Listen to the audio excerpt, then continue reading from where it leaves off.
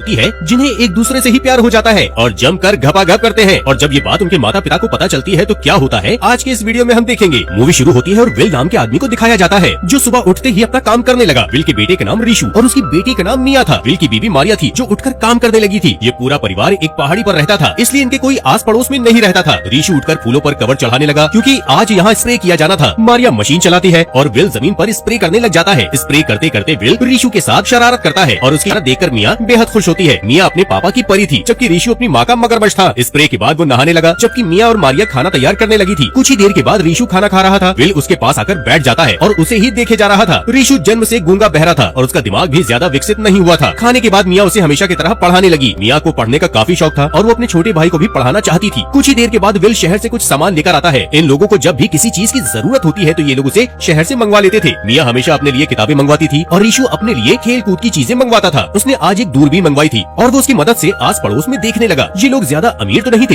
लेकिन छोटे मोटे काम करके अपना जीवन व्यतीत करते थे और उसी में ये लोग खुश थे। इसके कुछ देर के बाद रात हो गई और पूरा परिवार आराम करने लगा। अगले दिन मारिया रिशु को तैयार कर रही थी। विल भी तैयार होकर उसके पास पहुंच गया। ये पूरा परिवार रिशु के दादा दादी से मिलने जा रहा था। रिशु हर महीने अपने दादा दादी के पास जाता था और उसके साथ उसका पूरा परिवार भी जाता था। रिशु के दादा दादी यानी विल के माता पिता दूसरी पहाड़ी पर रहते थे। विल का पूरा परिवार एक ही लिफ्ट की मदद से उनके पास पहुँच गया था। दादी सभी का जोरदार स्वागत करती है और फिर उन्हें खाना खिलाने लग जाती है। दादी मिया के पास बैठकर उसका हाल चाल जानने लगती है। वो बातें तो मिया से कर रही थी लेकिन उसका ध्यान अपने पोते रिशु पर ही था और वो चुपचाप एक तरफ बैठा था। उसका दिमाग विकसित नहीं हुआ था इसलिए वो कभी कभी ऐसे ही चुप रहा करता था। दादी को उसकी बहुत चिंता थी। वो मिया को बताती है कि तुम्हारे बाप ने रिशु का इलाज करवाने की बहुत कोशिश की लेकिन कोई भी डॉक्टर उसे ठीक नहीं कर सका। रिशु को चुपचाप देखकर दादा उसके पास आ गए। वो अपनी तरफ से कोशिश करने लगते हैं, उसके साथ खेल खेलने लगते हैं और कई कोशिशों के बाद वो सफल हो जाते हैं। रिशु अपने दादा का गिलास लेकर उसके साथ खेलने लग रहा था। रात को रिशु मिया के साथ सोना चाहता था लेकिन मिया रिशु को दूसरे बिस्तर पर सोने को कहती है। रिशु को आज काफी डर लग रहा था इसलिए वो मिया के साथ सोना चाहता था लेकिन ऐसा हो नहीं पाया। अगले दिन विल का पूरा परिवार अपने घर वापस आ गया था। घर आकर मिया जूते साफ करने लगी थी जबकि रिशु एक पाइप की मदद से आसपास देख रहा था। इसी बीच उसकी नजर जैसे ही मिया के तरबूजों पर पड़ती है तो वो गर्म हो जाता है जबकि मिया उसकी बड़ी बहन थी। लेकिन आज उसे देखकर रिशु को कुछ कुछ होने लगा था। रात को विल रिशु के साथ कार्ड खेलता है और मारिया मिया के बाल बनाती है। इसके बाद मिया की गोद में सिर रख लेता है और उसकी गोद में ही सो जाता है। अगले दिन विल एक मशीन से घास काट रहा था। पूरा परिवार हमेशा की तरह काम पर लगा था। काफी देर घास काटने के बाद विल आराम करने लगा और उसकी जगह रिशु घास काटने लगा और घास काट ही रहा था कि इसी बीच मशीन बंद हो जाती है। रिशु मशीन को स्टार्ट करने की कोशिश करता है लेकिन फिर भी मशीन स्टार्ट नहीं होती। मशीन बंद होने की खबर विल को लग जाती है। वो रिशु को रोकना चाहता था क्योंकि आगे पहाड़ी खत्म हो गई थी। इसी बीच रिशु ने मशीन स्टार्ट कर ली थी और वो जैसे ही आगे बढ़ता तो मशीन धड़ाम से नीचे गिर जाती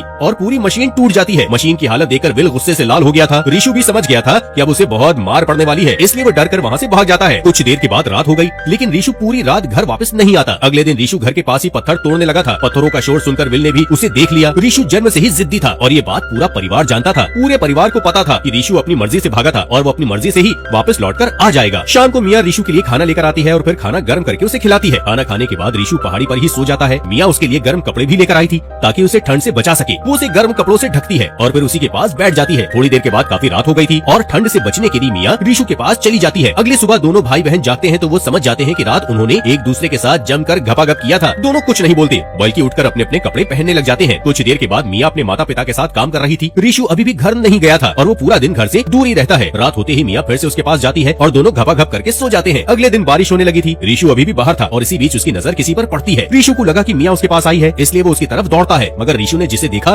वो मिया नहीं बल्कि उसका बाप विल था। विल उसे घर ले जाने के लिए आया था। विल का प्यार देखकर रिशु उसे गले लगा लेता है। जल्द ही रिशु घर लौट आता है और फिर से शरारत करने लगा था और उसकी शरारत देखकर मारिया बेहद खुश थी। मिया घर में किताबें पढ़ रही थी और इसी बीच रिशु उसके पास आ जाता है। जब मिया उसे कोई बात नहीं करती तो रिशु गुस्से में आकर अपना बिस्तर तोड़ देता है। मिया को उस पर काफी गुस्सा था क्योंकि वो कई दिनों बाद घर वापस आया था। इसके कुछ दिनों बाद की कहानी दिखाई जाती है। विल और रिशु फिर से मिलकर काम करने लगे थे। दिन भर काम करने के बाद जब पूरा परिवार इकट्ठा होता है तो मिया उदास नजर आती है। रिशु अपने दादा के ग्लास से खेल रहा था जबकि विल घर का हिसाब किताब देख रहा था। मिया किसी से बात नहीं कर रही थी। घर वाले जब उसे उदासी का कारण पूछते हैं तो वो थकावट का बहाना बनाकर सोने चली जाती है। अगली सुबह मिया मारिया के साथ काम कर रही थी जबकि रिशु विल के साथ काम कर रहा था। रिशु ने आज नए कपड़े पहने थे इसलिए वो काफी खुश नजर आ रहा था। विल ने रिशु को अपने पुराने कपड़े दिए थे और विल के कपड़े रिशु को पूरे फिट हो गए थे। दिन भर काम करने के बाद दोनों भाई बहन अपने कमरे में आ गए थे। अगले दिन विल पैसों का हिसाब कर रहा था। वो एक टीवी खरीदना चाहता था और उसी के लिए पैसे जोड़ रहा था। दूसरी तरफ मिया की आंखों से नींद गायब थी। वो काफी परेशान थी इसलिए उसे नींद नहीं आ रही थी। अगले दिन विल मिया के लिए एक बड़ा सा शीशा लेकर आता है। वो शीशा इसलिए लेकर आया था ताकि मिया उसमें अपना खूबसूरत चेहरा देख सके। रात को जब विल और मारिया सो जाते हैं तो दोनों भाई बहन एक दूसरे के साथ जमकर घपाघप करने लगते हैं। अब कहानी कुछ दिनों के बाद शुरू होती है। दिन बीतने के साथ साथ मौसम बदल गया था। ऐसे ही एक दिन मिया और मारिया घर में बैठी थी। दोनों बैठी काम कर रही थी। साथ ही साथ दोनों बातें भी कर रही थी। बातों ही बातों में मिया कहती है कि मैं कुछ बताना चाहती हूँ। मारिया उसकी बातें सुनने को तैयार थी, लेकिन काफी कोशिशों के बाद भी मिया कुछ नहीं बोलती। मारिया जब उसके पास आती है तो उसे गले लगाकर कहती है कि मैं पेट से हूँ। उसकी बात सुनकर मारिया कुछ नहीं बोलती। जल्द ही मिया ने मारिया को सब कुछ बता दिया। उसके पेट में रीशु का बच्चा है और ये सब जानकर मारिया बेहद दुखी होती है। ये बात अब विल को भी बताती है, क्योंकि विल ही मिया की सफाई करवा सकता था। कुछ ही देर के बाद मारिया ने विल को सब बता दिया कि मारिया रीशु के बच्चे की माँ बनने वाली है। सारी बातें जानकर विल इतना गुस्सा करता है कि वो जल्दी जल्दी अपनी गन निकाल लेता है। मारिया उसे रोकने की कोशिश करती है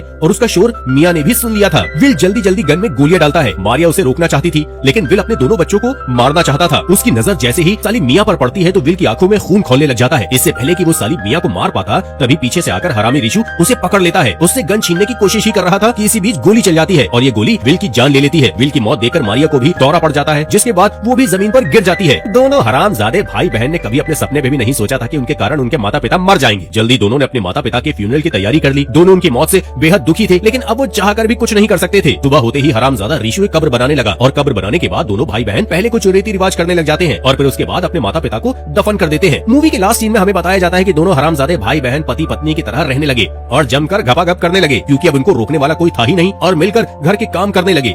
इसी के साथ ये मूवी यहीं पर खत्म हो जाती है।